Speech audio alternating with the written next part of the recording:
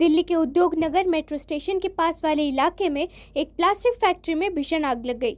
ANI के मुताबिक आग लगते ही इसकी सूचना तुरंत दमकल विभाग को दी गई, जिसके बाद दमकल की कई गाड़ियां मौके पर पहुंची हैं।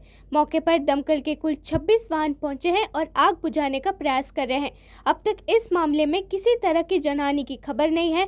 दमकल विभाग के एक अधिकारी के मुताबिक आज प्लास्टिक का दाना बनाने वाली फैक्ट्री में आग लगने की सूचना मिली, जिसके बाद 26 फायर ब्रिगेड को मौके पर भेजा गया। इससे पहले गुरुवार को भी दिल्ली स्थित एनसीसी के आरके पुरम ऑफिस में भी आग लग गई थी। उस मामले में भी किसी के हताहत होने की कोई खबर नहीं थी।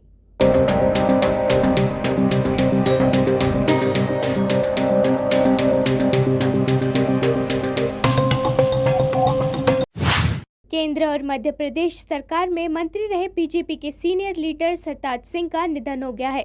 मध्य प्रदेश के मुख्यमंत्री शिवराज सिंह चौहान ने पूर्व केंद्रीय मंत्री और भाजपा नेता सरताज सिंह के आवास पहुंचकर उन्हें पुष्पांजलि अर्पित कर श्रद्धांजलि दी।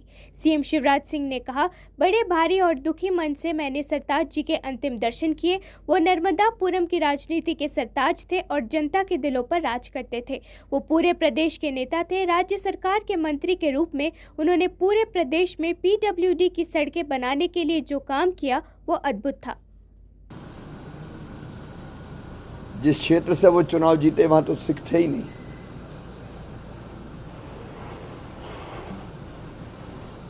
वो जातिवाद से ऊपर उठ के जो राजनीति की जाती है उसके आदर्श उदाहरण थे। उन्होंने केंद्रीय मंत्री के नाते समय कम मिला अटल जी के साथ, लेकिन राज्य सरकार के मंत्री के रूप में पूरे प्रदेश में पीडब्ल्यूडी की सड़कें बनाने के लिए जो काम किया अद्भुत था। पूरी पारदर्शी उनकी कार्यशैली। अपने घर पे ही लैब खोल ली थी उन्हें क्वालिटी कंट्रोल के लिए, और जनता की सेवा के नए नए तरीके निकालते थे। नर्मदा जी के तट पर आंवली घाट। आयकर विभाग के अधिकारियों ने लॉटरी किंग सैंटियागो मार्टिन के ठिकानों पर लगातार दूसरे दिन भी छापेमारी की कार्रवाई जारी रखी। मार्टिन पर धन शोधन का मामला है। आयकर विभाग के अधिकारी गुरुवार सुबह से कोयम्बटूर शहर के वेल्ला किनार पिरिवू और गांधीपुरम में सैंटियागो मार्टिन से संबंधित 4 स्थानों पर तलाशी ले रहे हैं। चारों स्थानों पर केंद्रीय औद्योगिक सुरक्षा बल के जवानों को तैनात किया गया। शहर के वेल्ला किनार पिरिवू में स्थित सैंटियागो मार्टिन के आवास में तलाशी चल रही है। इसके अलावा मार्टिन ग्रुप ऑफ कंपनीज के कार्यालय, मार्टिन होम्योपैथी कॉलेज और गांधीपुरम क्षेत्र की 6वीं सड़क पर स्थित उनके कार्यालय में आयकर विभाग के अधिकारी मौजूद हैं। इन सभी जगहों पर कल शाम 7:30 बजे तक तलाशी ली गई थी। दिल्ली की शिक्षा मंत्री आतिशी और उप महापौर आलम मोहम्मद इकबाल ने अभिभावक शिक्षक बैठक से पहले वीर सावरकर सर्वोदय विद्यालय में छात्रों के अभिभावकों से बातचीत की। आपको बता दें कि मुख्यमंत्री अरविंद केजरीवाल ने दिल्ली सरकार और एमसीडी द्वारा संचालित स्कूलों में छात्रों के माता पिता से अपने बच्चों की प्रगति पर चर्चा करने के लिए अभिभावक शिक्षक बैठक में भाग लेने का आग्रह किया था। दिल्ली शिक्षा मंत्री आतिशी ने बताया कि गुरुवार को सभी अभिभावकों ने दिल्ली की शिक्षा क्रांति में महत्वपूर्ण भूमिका निभाई। उन्होंने कहा, हमें खुशी है कि दिल्ली सरकार और एमसीडी के तहत सभी स्कूलों में एक संयुक्त मेगा पीटीएम आयोजित की जा रही है। इस बार हम 2 दिनों के लिए पीटीएम आयोजित कर रहे हैं ताकि अधिकतम संख्या में अभिभावक इसमें शामिल हो सकें। पिछले 8 साल से शिक्षा दिल्ली सरकार की, अरविंद केजरीवाल जी की सरकार की पहली प्राथमिकता रही है। एमसीडी में से जब से हमारी सरकार बनी है, अरविंद केजरीवाल की सरकार बनी है, वहां पर भी अब शिक्षा में बहुत बड़े बदलाव की शुरुआत। खेल मंत्री अनुराग ठाकुर ने ओलंपिक में क्रिकेट को शामिल करने पर खुशी जाहिर की और कहा कि इससे उन 190 देशों में क्रिकेट को बढ़ावा मिलेगा जहां क्रिकेट के पास उतना बुनियादी ढांचा और सुविधाएं नहीं है। अनुराग ठाकुर ने कहा कि इसके 2 पहलू हैं। पहले यह है कि आईसीसी इसे कैसे देखती है, क्या लाभ या हानि देखती है। यदि अंतर्राष्ट्रीय ओलंपिक समिति और आईसीसी द्वारा क्रिकेट को ओलंपिक का हिस्सा बना दिया जाता है तो दुनिया के देशों के लिए क्रिकेट के लिए बजट आवंटित करना आसान हो जाएगा। क्रिकेट बहुत अच्छा चलता है। अन्य देशों में अगर स्पोर्ट्स इंफ्रास्ट्रक्चर देखना हो तो उन देशों की सरकारें बजट में उसका प्रावधान नहीं करेंगे तो बड़ा मुश्किल होता है। तो शायद एक बहुत बड़ा बूम दुनिया के 190 देश जहां पे क्रिकेट को अभी उस तरह का बल, सुविधाएं और इंफ्रास्ट्रक्चर मिलना चाहिए, वो नहीं मिला। इस निर्णय राजस्थान बीजेपी के प्रमुख सीपी जोशी ने कहा कि प्रत्याशियों की लिस्ट जारी होने के बाद लोगों को भरोसा है कि इस बार कमल खिलेगा। सीपी जोशी ने कहा कि अब तो कांग्रेस नेता राहुल गांधी ने भी मान लिया है कि वो राजस्थान में जीतने नहीं वाले हैं। उनके नेता और विधायक भी मान रहे हैं कि घोषणा पत्र में किए गए वादे अधूरे हैं। लोगों ने तय कर लिया है कि बीजेपी जीतेगी। उन्होंने आगे कहा कि विधानसभा चुनाव को लेकर 41 विधानसभा सीटों के लिए प्रत्याशियों के नाम की सूची के बाद कई सीटों पर बगावत की बात भी सामने आने लगी थी, मगर अब धीरे धीरे हर जगह बगावत के सुर ढीले पड़ गए हैं।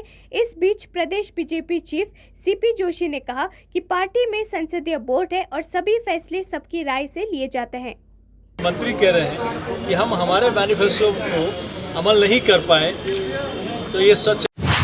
दिल्ली सिख गुरुद्वारा प्रबंधक कमेटी द्वारा आज शुक्रवार को आयोजित कार्यक्रम में केंद्रीय गृह मंत्री अमित शाह ने शिरकत की और कार्यक्रम को संबोधित किया। अमित शाह ने दिल्ली सिख गुरुद्वारा प्रबंधक कमेटी के कार्यक्रम में कहा, सिख पंथ की गुरु परंपरा को शीश झुकाकर प्रणाम करता हूं। सिख पंथ की 10 पीढ़ियों की गुरु परंपराओं ने आक्रांताओं के सामने अन्याय और बर्बरता के खिलाफ संघर्ष और बलिदान का उत्कृष्ट उदाहरण दुनिया के सामने रखा। इस देश पर 9वें गुरु तेग बहादुर जी का जो उपकार है उसे कभी नहीं भुलाया जा सकता। कश्मीर में लोगों पर हुए अत्याचार के लिए औरंगजेब के खिलाफ अपना सर्वोच्च बलिदान देना उनकी महानता को दर्शाता है। अपना बलिदान देना हो, सिख कौम ने कभी पहला नंबर किसी और को लेने नहीं दिया। हमेशा सिख पंथ इसमें पहले नंबर पर रहा।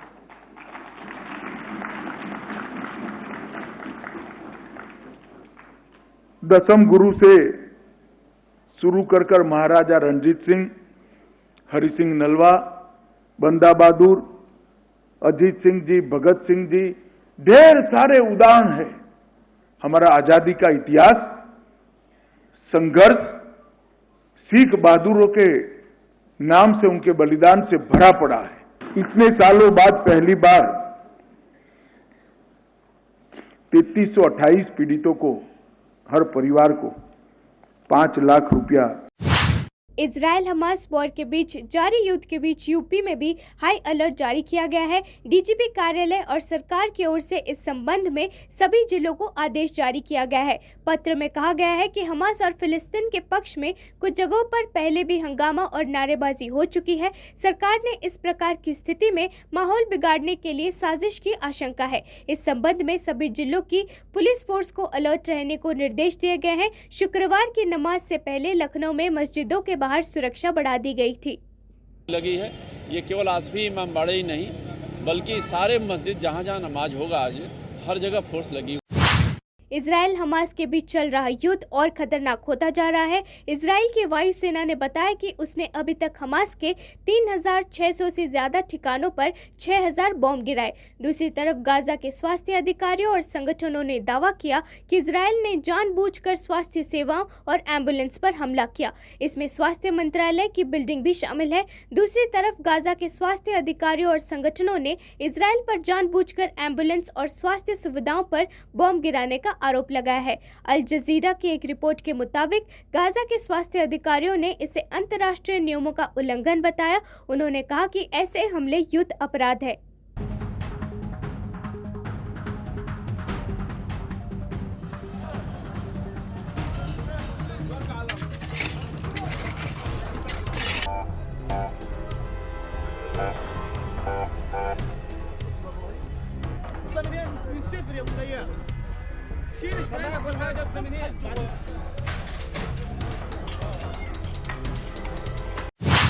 आगामी लोकसभा चुनाव से पहले पंजाब में बीजेपी को बड़ा झटका लगा है। पूर्व मंत्री राजकुमार वेरका ने अब घर वापसी का ऐलान किया है। 2022 के विधानसभा चुनावों में हार का सामना करने के बाद हाथ का साथ छोड़ कमल को थामने वाले वेरका ने एक बार फिर घर वापसी की ठानी है। वो फिर से कांग्रेस में शामिल होने वाले हैं। राजकुमार वेरका ने कहा है कि कई दिनों तक सोचने के बाद उन्होंने ये फैसला लिया है। वेरका ने कहा, कई दिनों तक सोचने के बाद मैंने ये फैसला किया है कि मैं बीजेपी छोड़ छोड़ रहा हूं। मैं बीजेपी से इस्तीफा दे रहा हूं। इसके बाद मैं अभी दिल्ली के लिए रवाना हो रहा हूं, जिसके बाद मैं कांग्रेस पार्टी में शामिल होने वाला हूं। उनके कांग्रेस में शामिल होने पर पंजाब बीजेपी के प्रवक्ता अनिल सरीन ने प्रतिक्रिया दी है। उन्होंने कहा कि ये बहुत दुर्भाग्यपूर्ण है, जब वो बीजेपी में शामिल हुए थे तो उन्हें सम्मान दिया गया था। ਅੱਜ ਦਾ ਦਿਨ ਤੁਹਾਨੂੰ ਇਹ ਇਤਲਾਹ ਕਰਨ ਵਾਸਤੇ ਔਰ ਇਹ ਆਪਣੀ ਅਨਾਉਂਸਮੈਂਟ ਵਾਸਤੇ ਅੱਜ ਮੀਡੀਆ ਦੇ ਰੂਬਰੂ ਹੋਇਆ। ਅੱਜ ਦਾ ਦਿਨ ਮੈਂ ਸਿਰਫ ਇਹ ਕਹਿਣਾ ਚਾਹੁੰਦਾ ਕਿ ਮੈਂ ਭਾਰਤੀ ਜਨਤਾ ਪਾਰਟੀ ਨੂੰ